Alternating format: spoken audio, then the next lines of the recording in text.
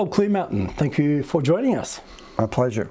At what point did you decide to specialise in mixing rather than producing or engineering? Well, it was something that sort of happened over time.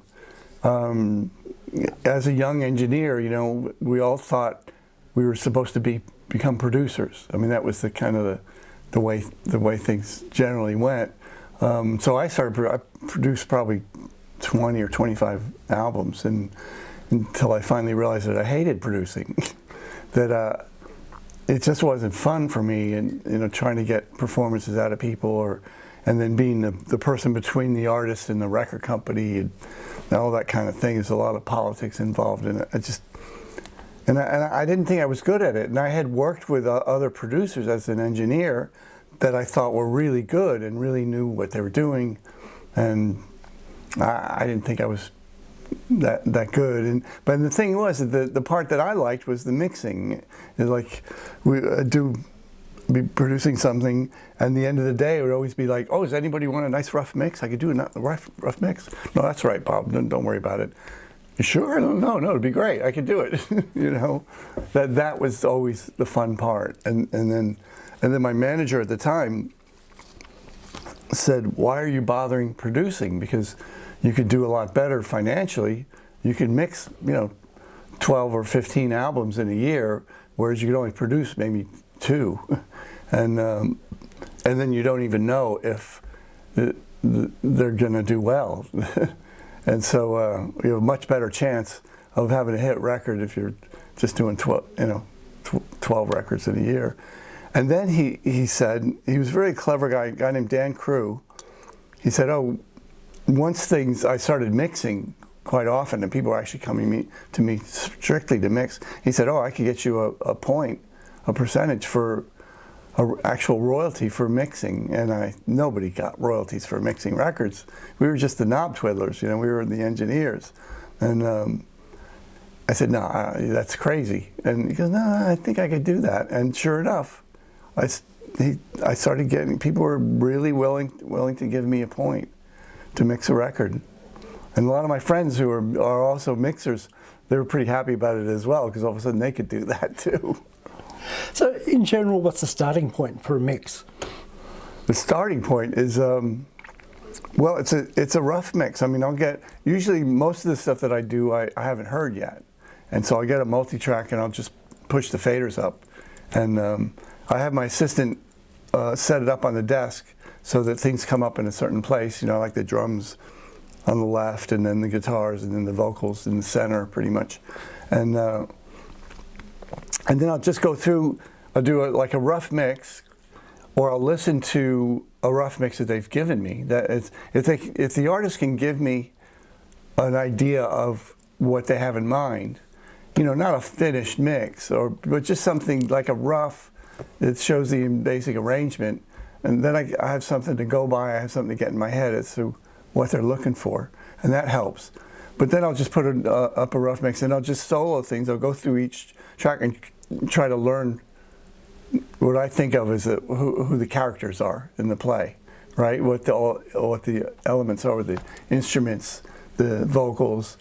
Then I tend to, if it's a rock thing, I'll tend to start with the guitars and figure out the panning, and then maybe I'll start getting into the drums. I don't have any kind of set system of doing it. It's just what strikes me at the moment, you know, when I push the faders up.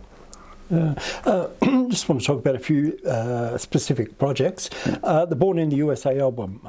The start of the album is highlighted by that huge drum sound. Was the drum sound crucial to set the tone for the album? Was that something you were thinking of? Well, it wasn't really something I was thinking of, but it was just some things that we were playing around with. We used to do this thing called gated reverb, where you take like a reverb plate and put it through a gate, and then trigger the key off of the snare drum, you know, and it would make this big explosive sound. But I was more into like using it subtly than.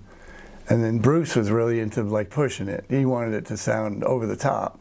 He wanted to really go for the the big bombastic snare drum sound. And I was like, okay, you know, whatever the artist wants, if that's what you want to hear, great. Yeah. You know, fine with me. So yeah, it was really more of the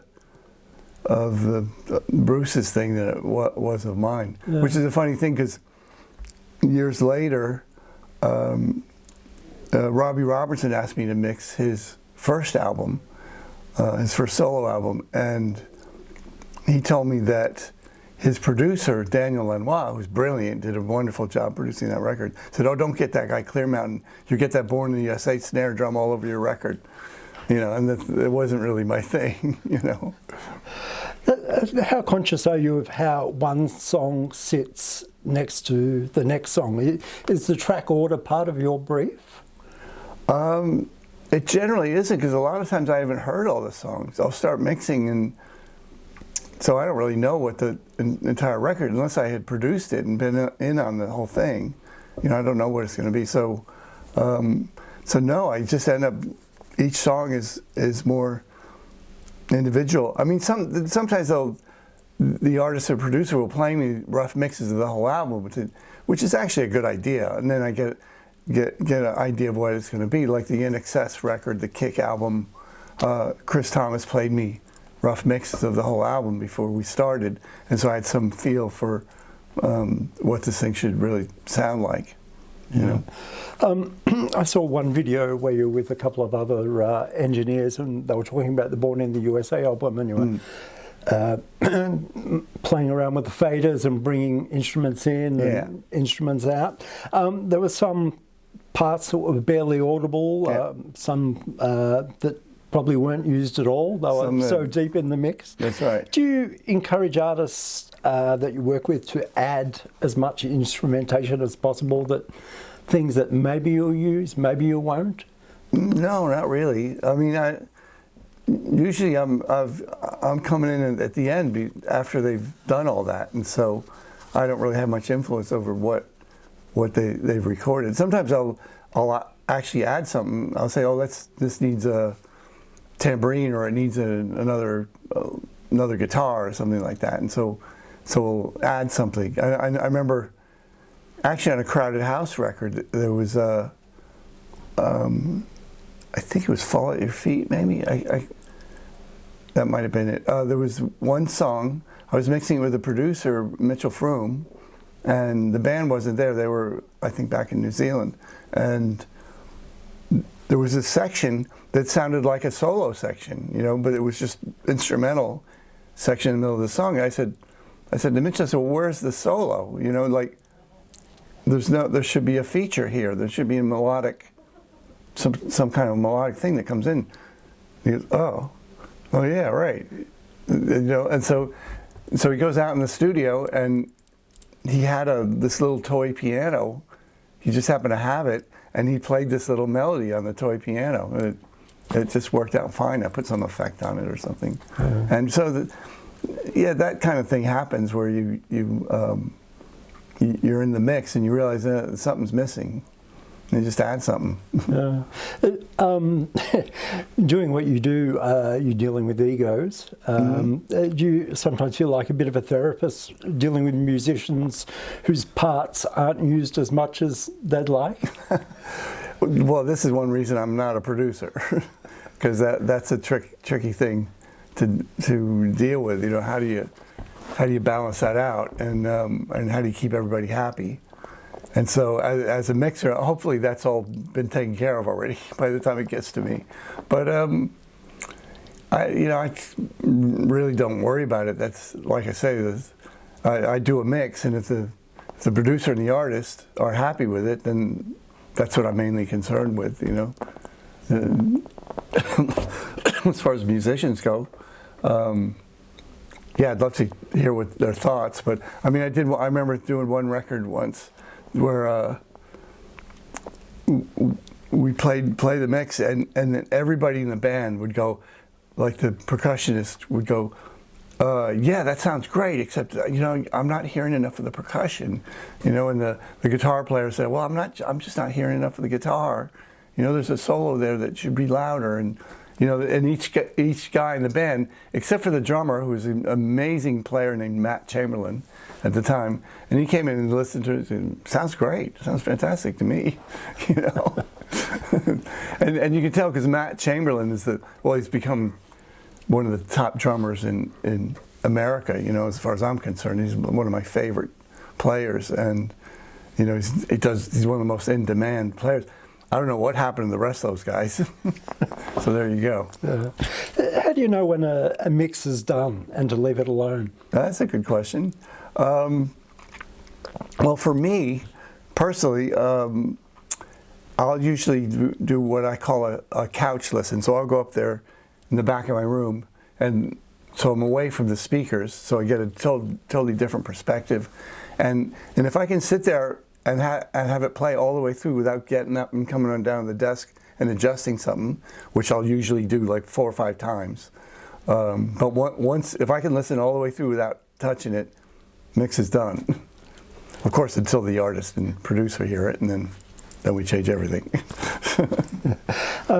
I interviewed Darian Sahanaja once, who works with Brian Wilson, and he was in charge of pulling apart the Smile album files. Oh, really? And because they had to re-record everything for legal reasons, they couldn't use any of the old stuff. Right. And he had to isolate sounds and try and work out what was what. And he said there was one sound that maybe it was the metal grate in a refrigerator, but he wasn't sure. Really? All these things that he had to try and decide what they were to re-record them.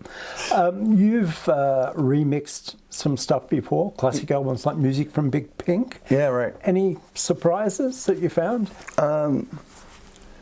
Not really. It's interesting. Well, those records, the band, they played everything live, and so they didn't do weird stuff like that.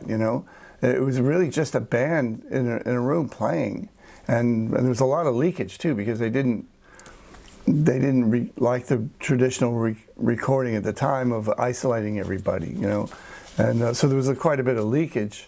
Of course, I don't know if you know the story behind it. Before I mixed that record, a friend of ours is really good friends with Peter Jackson, who came over, and they came over for dinner, and he was playing me this technology that his audio crew came up with for the Get Back movie that splits sounds on a mono channel, and he had done this for Giles Martin for the Revolver album, and because that was recorded 4-track, and I said, wow, great, I'm about to mix this Big Pink album, and a lot of the songs were recorded on 4-track originally, and I wonder if you could help me out. And he said, yeah, sure, send it down to my guys and they'll take care of it for you. And Peter's amazing, and to share that technology with me was just over the top. It was so, I was just so knocked out. The things came back and it just sounded like it was recorded all on separate tracks on, 24-track. And so the surprises were how great it was to mix, having that help. Yeah. Just a couple more questions and we'll let you go. You were talking in your session earlier today about amazing sound systems. What have you got in your car? I just have a Tesla with a standard hi-fi, just a regular stereo, and I wish it had an immersive system, because I'd like to be able to listen to my mixes in the car. That would be a great place, and I can't really. There's other cars that have systems, like there's a Mercedes 300, I think, that comes with it. There's a Lucid. They're really expensive cars, and I actually like my little Tesla. I bought it used because I didn't want to give that crazy person any business that runs the company. Yeah, I mean, I still can listen to the stereo version, because I always do a stereo mix as well, which is basically the same mix. And so I get a good idea of the balance.